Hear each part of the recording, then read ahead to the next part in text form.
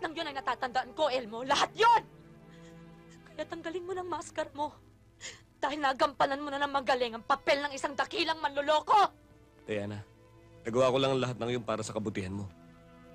Dahil... Wala ka nang maaaring maging katwiran para matakpan ang lahat ng ginawa mo. At wala ka na rin magagawang katwiran na tatanggapin ko! Sige, kain ng kain. Sa Manila may bayad na ito. Ito. Hadapin na linamnom. Kain pa kayo. Manel mo, anyaman. Ano ba, Ling?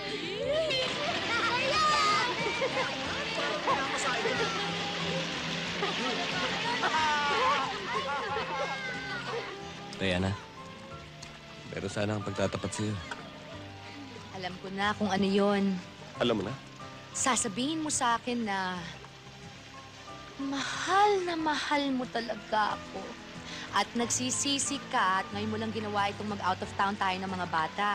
At nagsisisi ka dahil wala ka nang inasikaso kundi yung trabaho mo, di ba?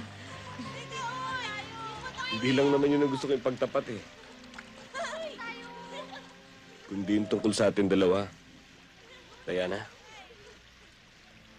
may kasalanan ako sa'yo. Nagsinungaling ako at nagkukunwari. Elmo, wag mo na sanang buksan ng kung anumang kasalanan o kung nagsinungaling ka man sa akin. Huwag mo naman sanang sirain ang kaligayahang nararamdaman ko ngayon. Pwede?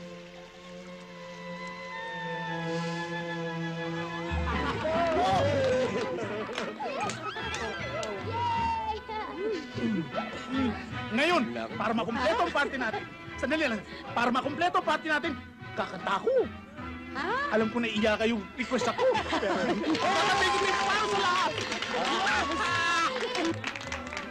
Kapamo. Alam niyo ba yung kakanta ba? Ha? Ang kakantayin ko ito'y para sa lahat. Lalo na sa mag-asawang Rebecca at Mickey. Binusog mo kami. More! Pagkapalan! Magpayong ka! Yeah!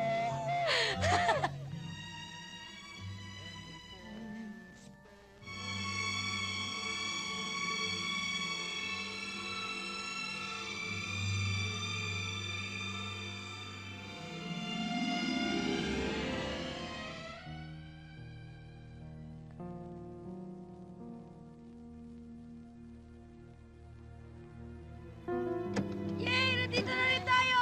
Ay, nakarating din tayo. Back home. Pasok na. Tatakbo, bota, matapa kayo. Ling, anong ginagawa mo dyan? Halika na sa loob para makapagpahinga ka tuloy.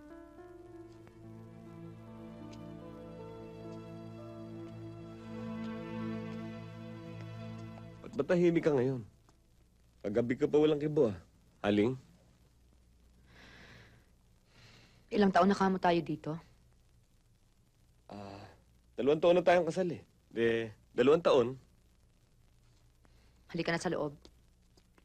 Oy, tama na. Oy, ikatagal na, bolang ka. Huwag magulo. Ling, palagay ko napagod ka lang sa biyahe. Kaya medyo mainit ang ulo mo. Kung gusto mo, maligo ka na. Mauna ka na. Para naman lumamig ang ulo ng mahal ko. Ano, Ling? Ha? Mahal? Sinong mahal ang tinutukoy mo? Sino pa? De, siyempre ikaw. Tapos ng palabas, Elmo. Sarado ng kurtina ng entablado. Hindi ko maintindihan ang sinasabi mo. Tapos ng panloloko mo. Ang kaharap mo ngayon ay ako na. Ang dating Diana na matino ang pag-iisip. At hindi ang Diana may amnesia na pinasakay ninyo sa mga kalokohan ninyo at kasinungalingan.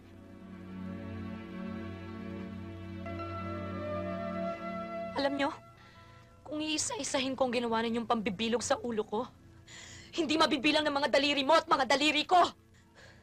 Inalila mo ko. Inalipin mo ko. Ginawa mo ko. Pinasunod mo ko sa lahat ng gustuhin mo. At lahat ng yun ay natatandaan ko, Elmo. Lahat yun! Kaya tanggalin mo ng maskara mo. Dahil nagampanan mo na ng magaling ang papel ng isang dakilang manloloko. Diana, nagawa ko lang ang lahat ng iyon para sa kabutihan mo. Dahil... Wala ka nang maaaring maging katwiran para matakpan ang lahat ng ginawa mo. At wala ka na rin magagawang katwiran na tatanggapin ko! Diana, sandali. Sandali! Huwag mo akong hawakan! Aalis ako, Elmo. At itong tandaan mo, huwag mo akong pipigilan, huwag mo akong susundan. Dahil pag ginawa mo yan, mapapahiya ka lang. Manluloko. Manluloko kayong lahat!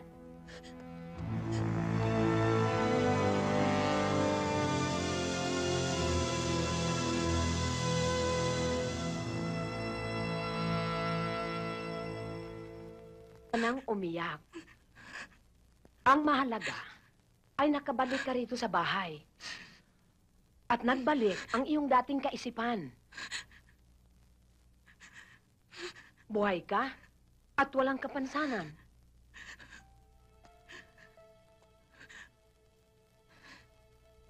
Siya nga pala, kumuha ako ng mga security guard para magbantay dito sa loob ng bahay. At mga pulis na nakatanod dyan sa labas.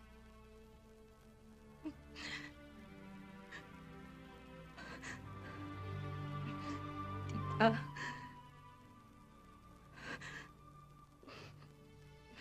Bukas na bukas. Kailangan umalis na ako patungong States. Hindi ko na kayang magtagal pa dito. Kung ano man ang desisyon mo, hindi kita pipigilin.